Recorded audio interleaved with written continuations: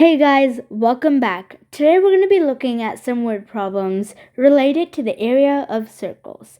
Before we start, let's look at the formula to find the area of a circle. The formula is pi times r squared. Pi is 22 by 7, but sometimes in the word problem it gives you 3.14 to use instead. And then r is nothing but the radius of a circle. So now let's look at our first word problem. Patricia buys a round dinner table. The radius of the dinner table is 6 feet. What is the area of the table? Use 3.14 for pi. So all we have to do is substitute the values that we are given. Area equals to 3.14 times 6 squared. And as we all know, 6 squared is nothing but 36. So that means we multiply 3.14 times 36. We get 113.04. So that means the area of this dinner table is 113.04 feet squared. Now let's look at the next problem. Donna makes a round pizza. She wants to put a layer of cheese on the pizza. If the pizza has a diameter of 8 centimeters, how many square centimeters of cheese will she need? Use 3.14 for pi. So now here they give us the diameter, not the radius.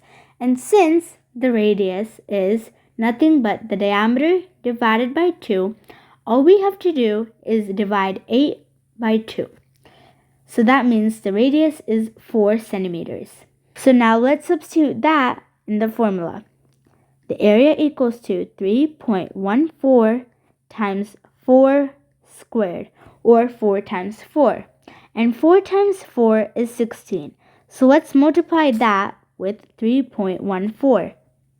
This gives us a total of 50.24. So this means Donna needs to put 50.24 square centimeters of cheese. Now let's look at the next problem. Tim wants to buy a semicircle doormat. His front porch has an area of 2,000 centimeters. The semicircle doormat on sale has a radius of 30 centimeters. Will this doormat fit on Tim's front porch? Use 3.14 for pi.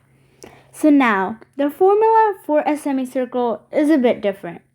So first, we find the area of a whole circle. And then all we have to do is divide by 2, since a semicircle is nothing but half of a whole circle. So now, let's find the area of the whole circle first before dividing it by 2. So this means the area is 3.14 times 30 squared, since they give us the radius. And 30 squared is nothing but 900.